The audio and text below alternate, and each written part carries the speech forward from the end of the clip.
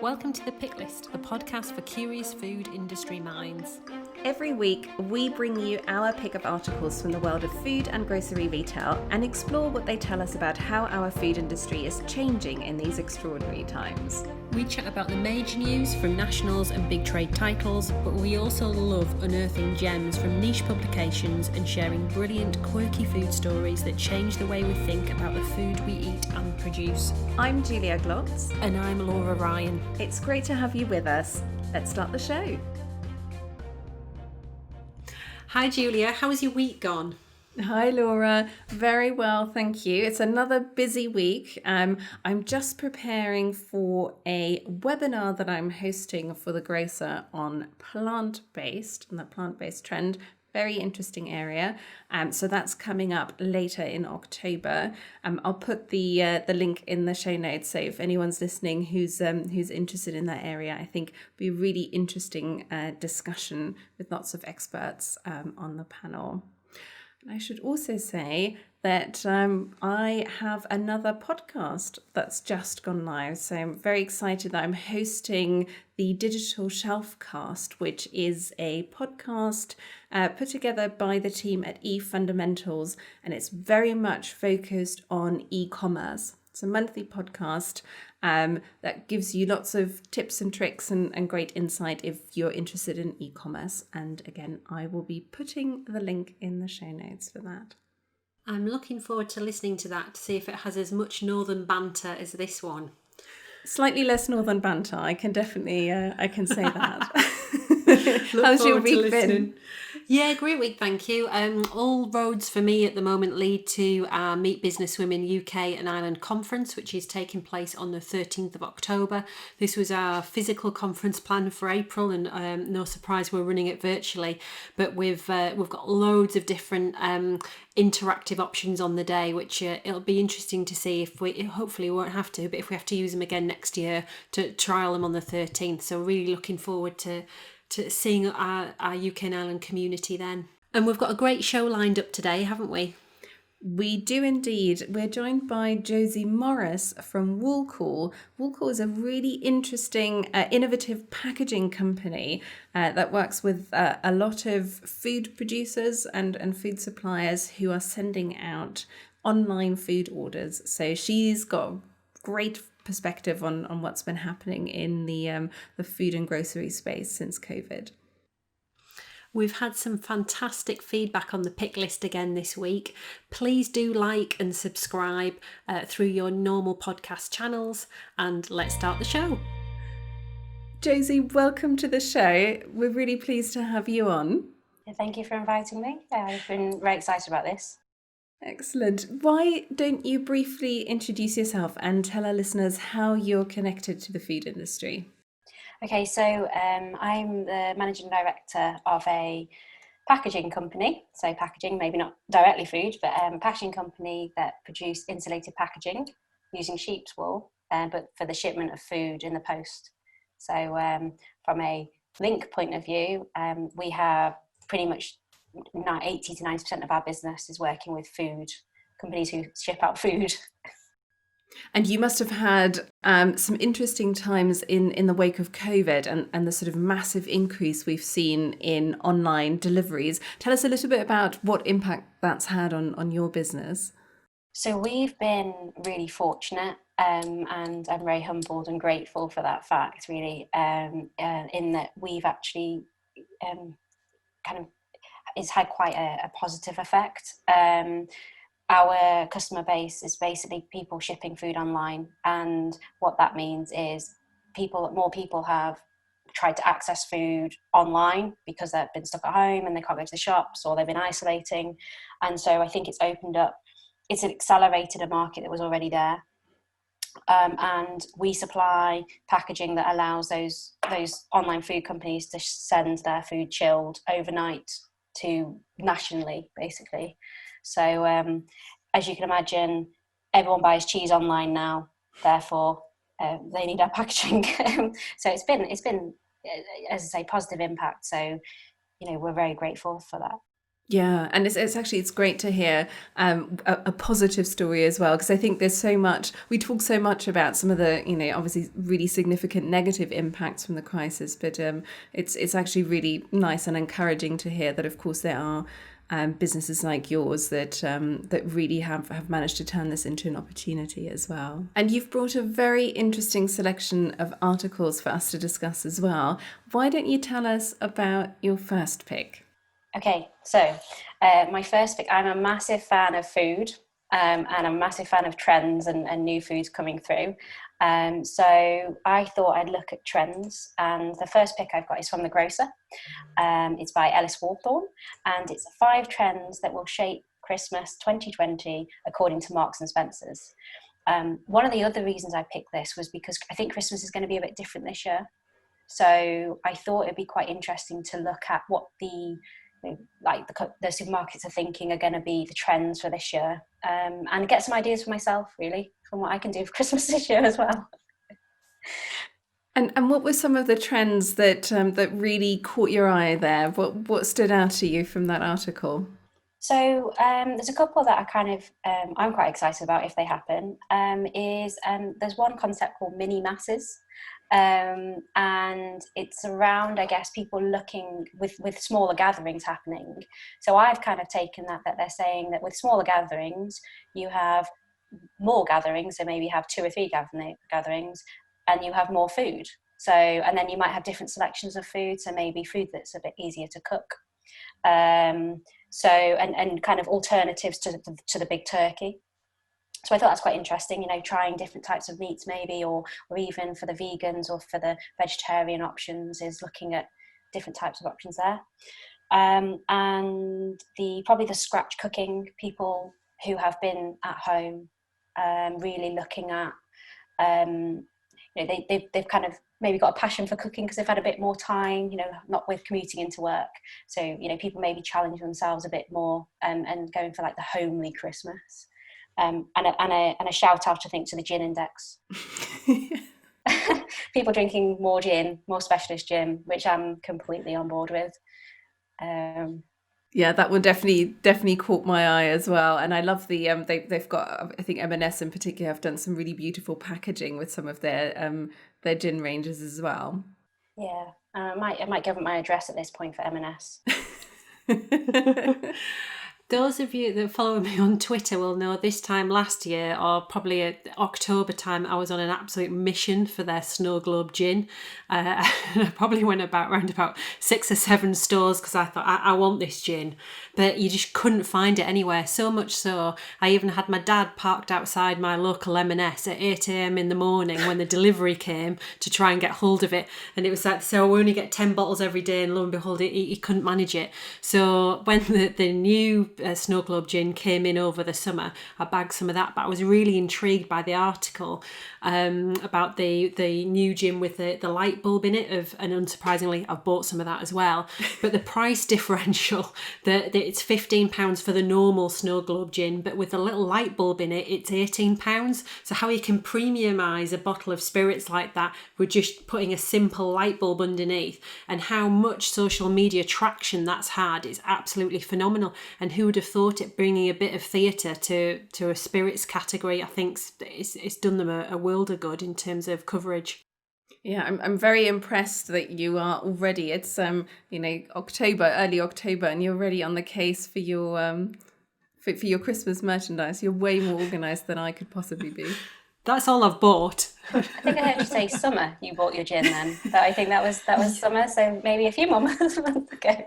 Yeah, totally. I know, it's interesting and maybe that's something for us to watch in terms of these trends, because that winter line did so well for them. Then they relaunched it over the summer, and it'd be interesting to see if we see more and more of that when these niche Christmas lines do well. Then do a slight, I think it was an elderflower flavour. I know it was an elderflower flavour they did over the summer, and then they're back on the clementine and rhubarb over Christmas. Yeah, but we can of course send our address in for a pallet of that, I'm sure. Yeah, I reckon so. Very much, I yeah. was I was also really intrigued by this sort of minimus concept that they talked about, because I think it's a point really well made that, of course, we are possibly going to be much more cautious about having these large gatherings and the impact that's going to have on that kind of traditional Christmas shop and dinner preparations. And I did wonder, particularly from a meat point of view, and Laura, you can perhaps sort of speak to that a little bit as well. They have talked for some time, haven't they, about the sort of mini roast concept, and it really feels like that is something that could sort of come into its own. On the other hand, you do sort of wonder, your traditional turkey producer, where you really are looking at a bird that is it's designed for that big occasion. I do wonder just how quickly or how easily they are able to adapt to that, and really look more at sort of individual portions, having something that's suitable for smaller gatherings. I imagine that is going to be quite a challenge, because the demand for those bigger portions and those big centerpieces is potentially not going to be there. And You're I think right.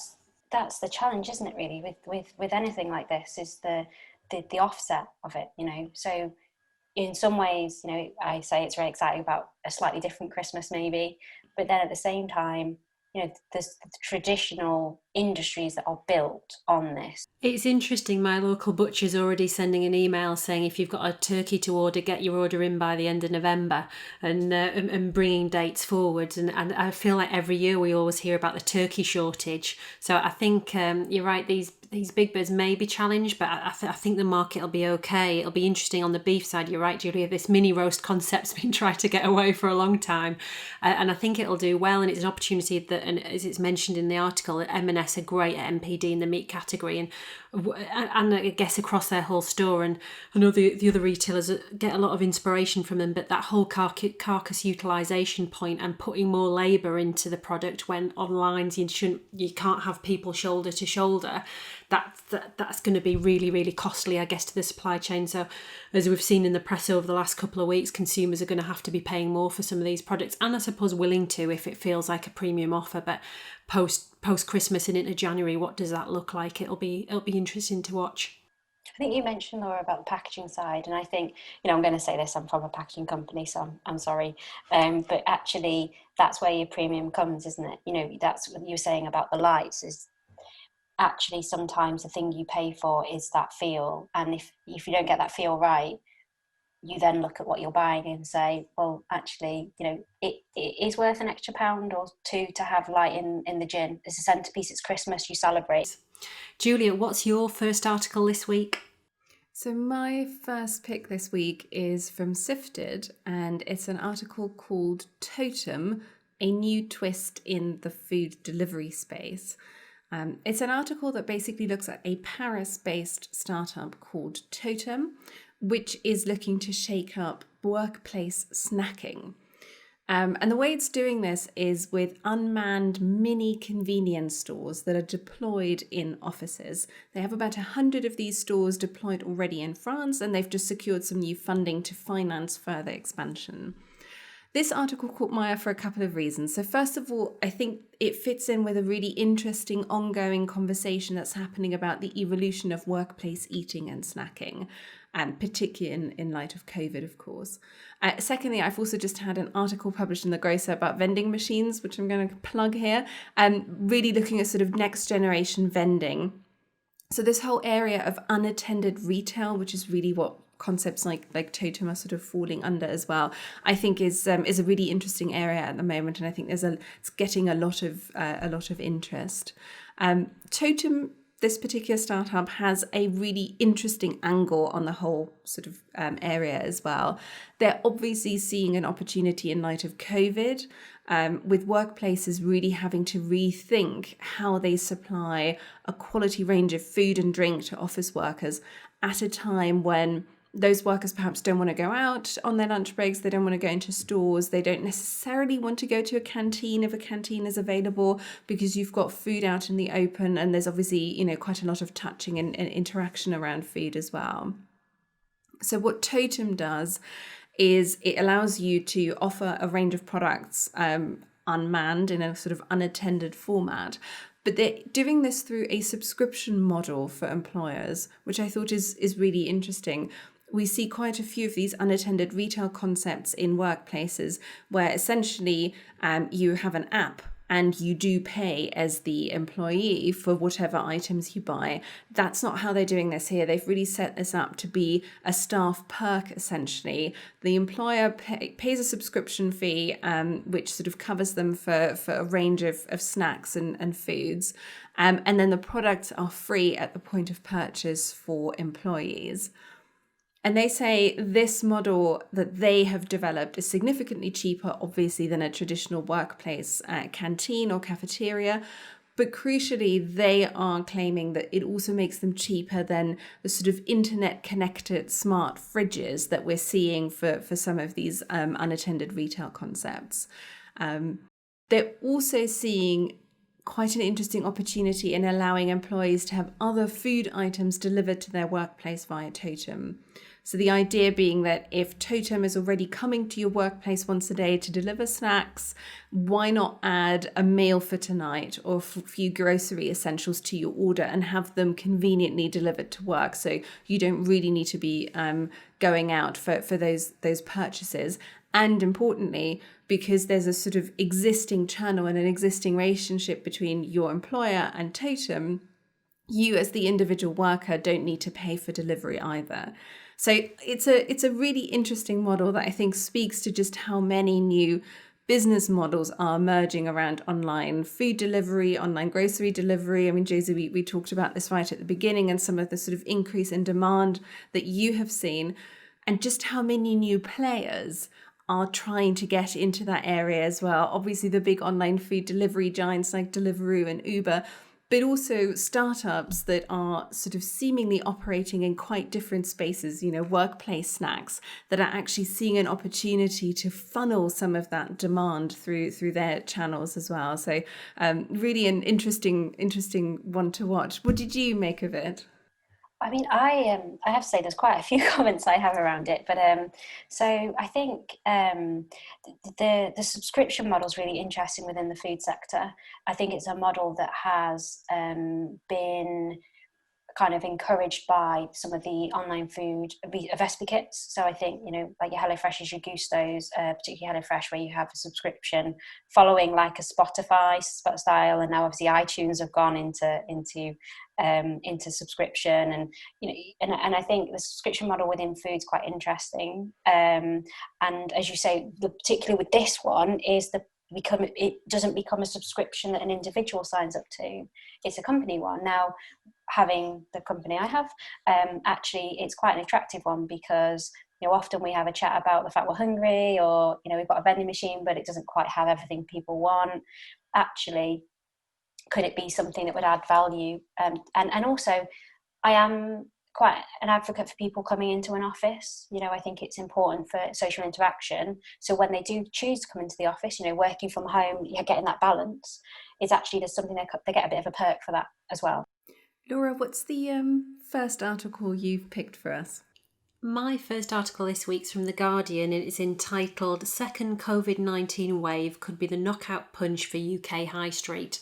And as we know, parts of the country are experiencing a bigger second wave than others.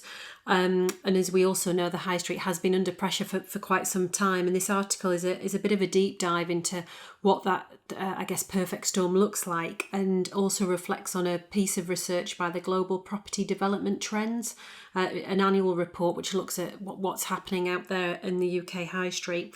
And the report's found that as much as 12 million square metres of retail space is closing or is seek to look for alternative uses.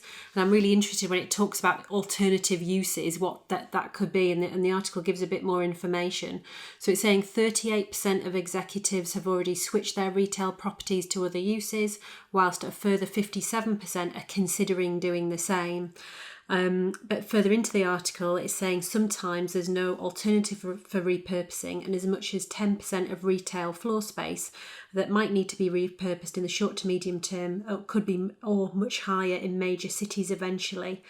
And then it also goes on to say that it's likely that there could be a community type focus for some of these big retail stores on the high street. And we're talking predominantly non-food retail here on the high street. It also says, according to the Centre of Retail Research, almost 14,000 shops have permanently closed so far this year, almost a 25% increase on the same period last year. And then I guess it links into the conversation we've just had about working from the office. It goes on in the article to talk about IWG, which is the organisation previously known as Regus, the big office letting company, I guess. And there's been a lot of rumour mill over the weekend in the weekend press about what's going to happen to them and challenges around them, and a potential reported to axe almost 800 million worth of lease agreements within days as landlords agree to cut rents. So, which could reduce their rental contracts by 15%. And they're saying the COVID-19 pandemic is the black swan event, and it has severely impacted our business and represented us with unforeseen challenges. So I guess that the reason I picked the article is that I'm always intrigued by how our high street, I guess, cross trades not only into food but also into non-food items, how it's been under so much pressure for the last few decades really, but how moving people out of offices, and as we've been told over the last week, if you can work from home again, what that actually means for these small and large players within that market, and what our retail environment's going to look like, I guess, not only in the long term, but the real short term, as we see more and more businesses coming under pressure. Josie, what do you see from, I guess, your local town, and I guess more broadly, we've spoken a lot about the positivity around online. I guess there is an option for some of these retailers to pivot and do more online. And I always think when I go into these small retailers, are you doing anything online? That's a marketeer within me. Have you seen any spotlights on success or areas that are challenged?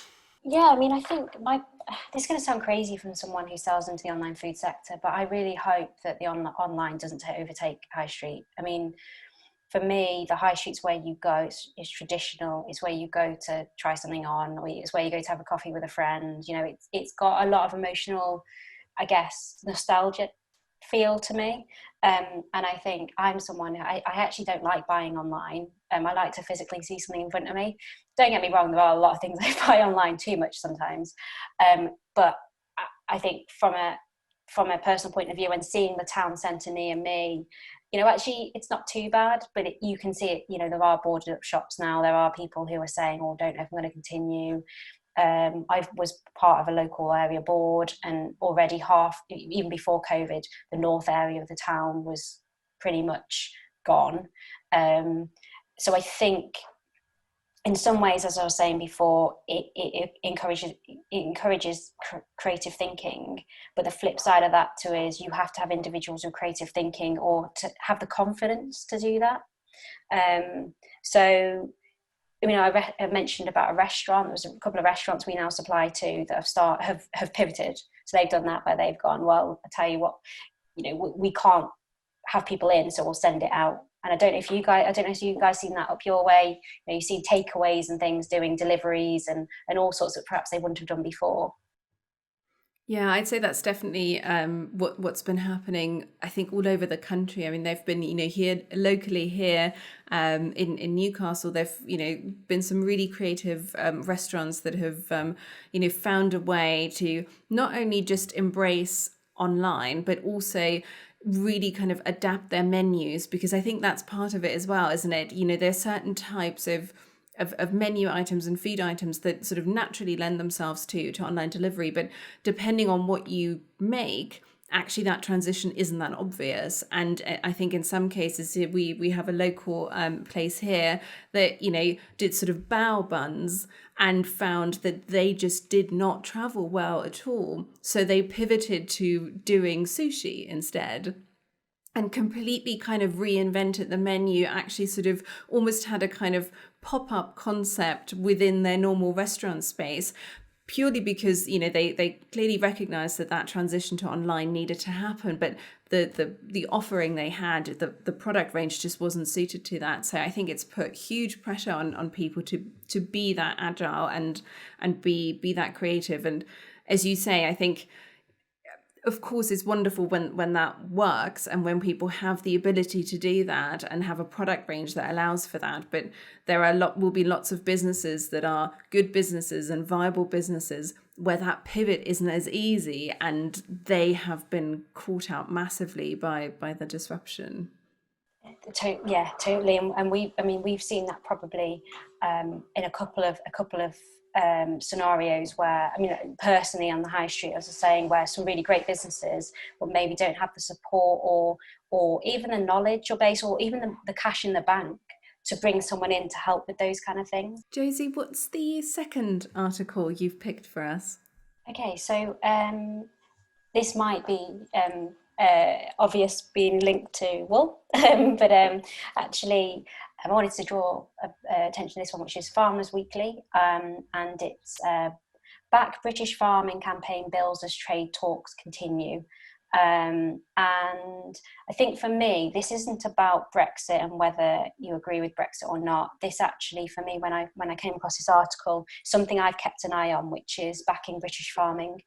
And it talks about obviously the impact of the EU trade talks and it talking about kind of the impact of the deal and no deal really. And one of the biggest striking figures is that 120 billion.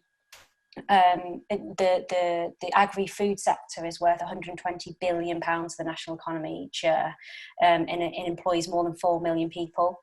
Now, if you put that into context, that is massive as a sector, and I think farmers do get quite a bad deal in the press sometimes, and I think also farmers aren't typically the type of people to ask for help. There's a traditional way of doing things. They will kind of just get on with their job. They are kind of the backbone to Britain almost. Obviously, you just look at those figures and you say 4 million people employed within the agri-food sector, and it's talking about kind of supporting that and finding ways to back British grown and the British farmers. It goes on to kind of talk about, which unfortunately this was previous to this call, but back in September there was a badge that was made for backing British farming, and that was a day on the 9th of September, which the MPs were then encouraged to support following the EU trade deals. And then it goes on to talk about the agriculture bill, and kind of making sure that domestic farm policy within the UK is protected, especially again leaving from the EU. And then obviously it talks about what is in the actually quite mainstream headline, which is to do with Jamie Oliver, and the fact that he's been kind of supporting calls to not allow the US import of a chlorinated chicken. The reason really though for this article being kind of close to home really is because for me British farming isn't just about them harvesting the food or whatever. It's actually about everything that goes with the farmer economy, and it doesn't just start at the farmer at the gate. British farming goes all the way through to the produce on the shelves, and I think it's quite important for more people to speak out when they have the opportunity to say, number one, we need to protect that when we leave the EU. Number two, we have high food standards in the UK, and number three, I think farmers don't do the best job of supporting their own, in the sense that they don't shout about what they do enough. And I think sometimes farmers come under criticism for just talking to themselves. You can look at social media and there's a lot of conversations champion British farming, talking to other farmers.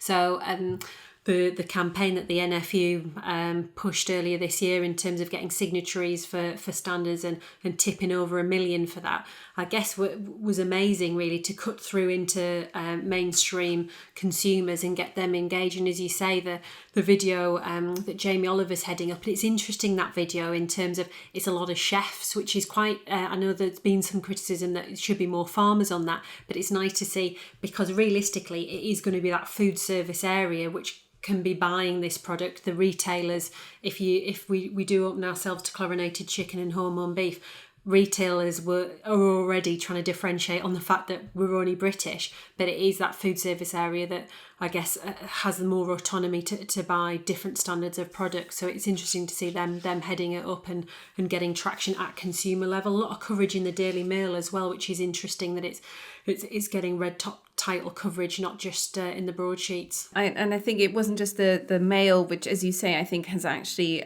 really covered this quite extensively. They've obviously given the campaign quite a lot of coverage, but they've also published sort of quite a wide range of comment and opinion pieces. I mean, there was Sheila Dillon from Radio 4 on there. So I think they've clearly embraced this as a real issue that they're campaigning on. But I think it was the Mirror this week as well, with a front page all to do with food standards and talking about differences between US and UK production standards. So yeah, I totally agree. I think sometimes it can be difficult for farming issues to kind of get cut through. I think what they've done, and they being, I think, largely the NFU here, what they've done really successfully is that they've framed it as not a farming issue. They've made this very much about, no, this is your food, and this is much further. It's not just about supporting farmers. This is not like the campaigns we used to see when there were milk price protests, where again you got a little bit of consumer cut through, but it was very much about supporting farmers and making sure they were paid a fair price. I think the framing here has been much more about, it's not just about the farmers, this is about the foods you're going to have to consume and the standards you're going to want to see. And it goes much further. It kind of goes to the heart of who we are as a country and the standards we're going to be happy to have. So I'd say it's a pretty impressive campaign, actually, and getting that really high level support and high profile celebrity chefs, I think is really important. Julia, what's your second pick this week? So my second pick this week is a bit of a left field one. It's from Glossy, and it's called Martha Stewart Sees High Potential for Boomer CBD Opportunity. So on the face of it, this is an article primarily about Martha Stewart launching a CBD wellness range of sort of flavored oils, gummies, and soft gels with flavors inspired by things like cheesecake. So very Martha Stewart. Martha Stewart, of course, is a huge celebrity in the US. This is very much a North American launch. She's got a cookbook and lifestyle and retail empire behind her. So the fact that she's going into this market once again speaks to the huge potential and sort of growth opportunities around CBD. So far, so good. We all know that CBD is a big trend. What's interesting here is the target demographic, because I think CBD is often perhaps thought of as, maybe a sort of millennial, possibly sort of Gen Z person's trend. And but actually interest among older demographics is really, really strong. This particular article cites some research by CBD Marketing, which found that in 2019, boomers posted about CBD on social media just as often as millennials.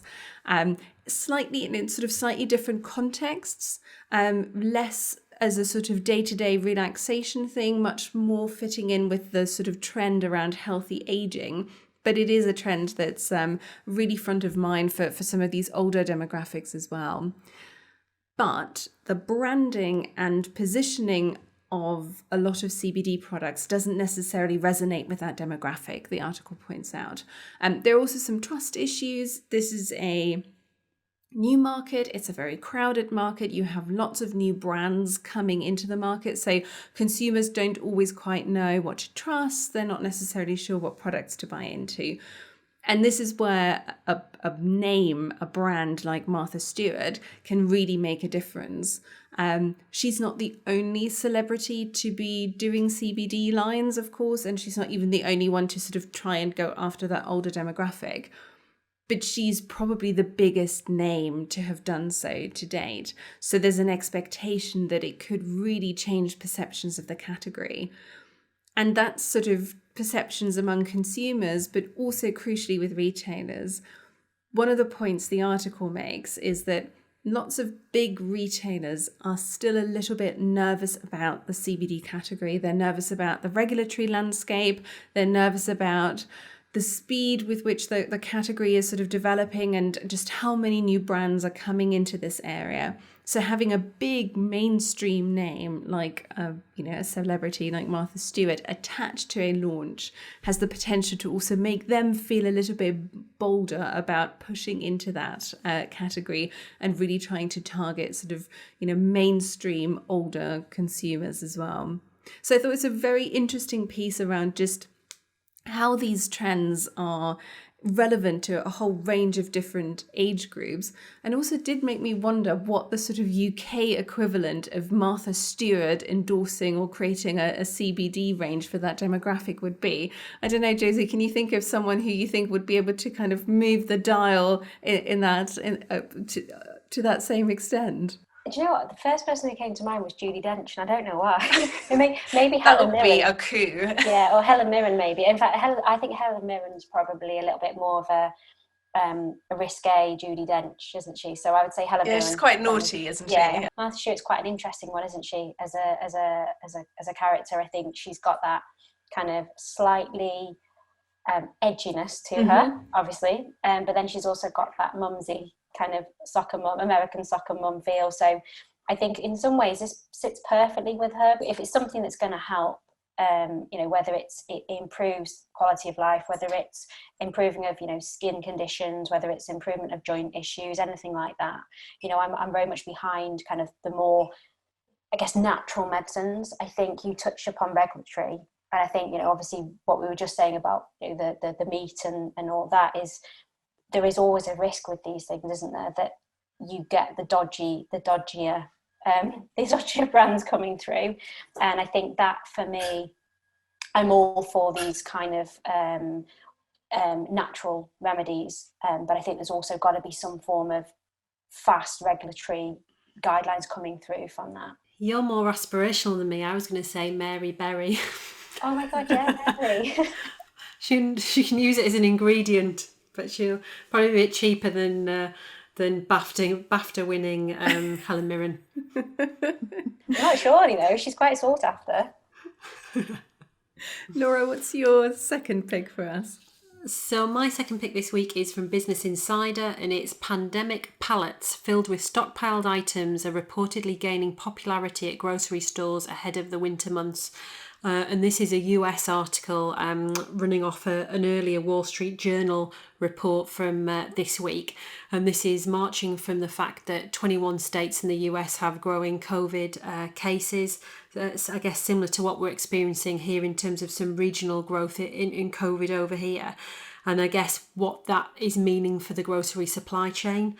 The article is talking about pandemic pallets gaining traction, and what that is what it sounds. The storage units that grocery players are investing in to stockpile items around Thanksgiving and Christmas, and unsurprisingly, it's ambient products, particularly cleaning supplies, dry goods, the report says. The article goes into a bit more detail, talking to some of the supply base, including Associated Food Stores, who are a co-op in the US, independently owned. And they're talking about they will never again operate our business as unprepared for something like this. And Kroger as well in the US are talking about the fact that they were only stock keeping for 4 to 6 weeks of inventory before the virus took place, and they'll be lengthening that time going forwards. And I guess the reason I picked it is we're seeing quite a mix of press over here at the moment in the UK in terms of, I guess, grocery players and on Twitter have been really keen to say there's no shortage, do not go out there and panic buy, don't go out and stockpile.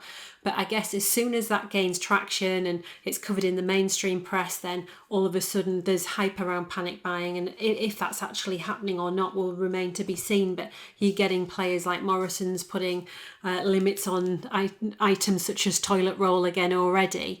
And I guess it'll be interesting to see if the second wave grows, do consumers have confidence in the food supply chain that there will be enough there as there was in the first wave, although maybe the range wasn't as big as it could be? Or will people start stockpiling again? And with the run up to Christmas and the winter months, what does that actually look like, and what does that mean? What are you seeing, Josie, in terms of, are people stockpiling more of ambient products that they maybe wouldn't before, or is it the same?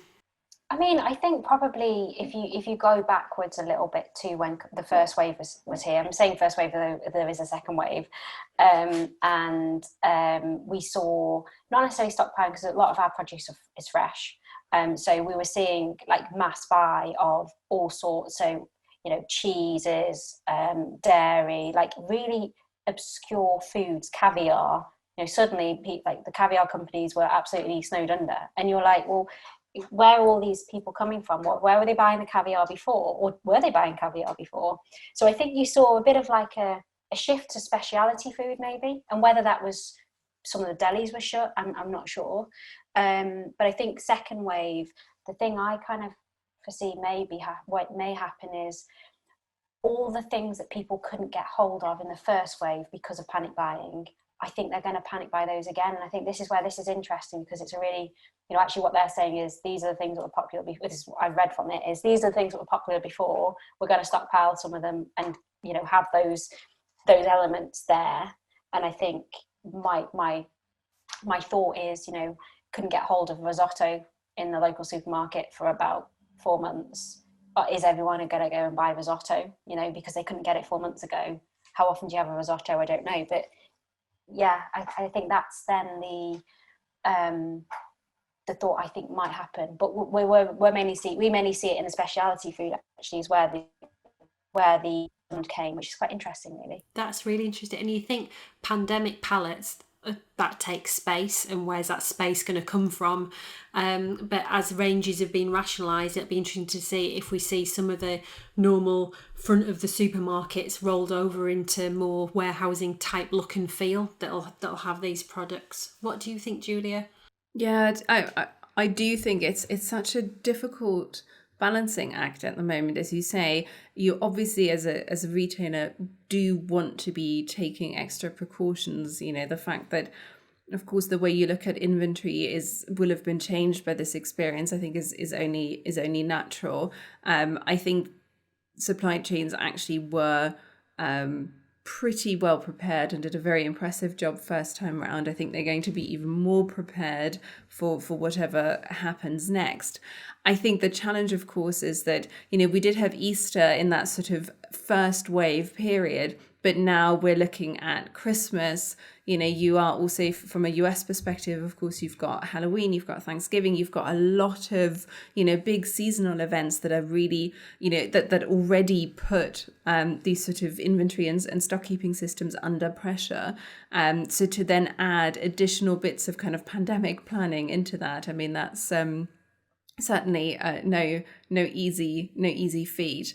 And of course, what we saw as well here in the UK and elsewhere is that, inevitably you don't always get it right. I mean, I think there were reports earlier in the summer and earlier in September of supermarkets here having to kind of really cheaply sell off massive bags of flour, for instance, because they did kind of bring them in because there was such a huge demand, and then at some point that demand kind of returns to more normal levels, and then you're sat on this extra stock and you're having to do kind of special sales and try and get rid of the stock at a massive discount. So from a kind of waste management and kind of surplus management perspective as well, it's it's a nightmare. But yeah, I think just the idea of having these pandemic pallets just to be extra prepared, I think, makes complete sense under the circumstances. Josie, it's been fantastic to have you on the show. Thank you so much for joining us and picking such interesting articles as well.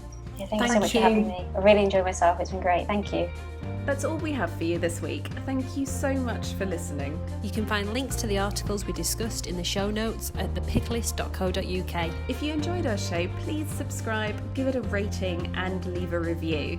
It makes a massive difference to our podcast and helps us reach more people in the food industry who'd enjoy listening to The Pick List. Thanks again for listening. See you next time.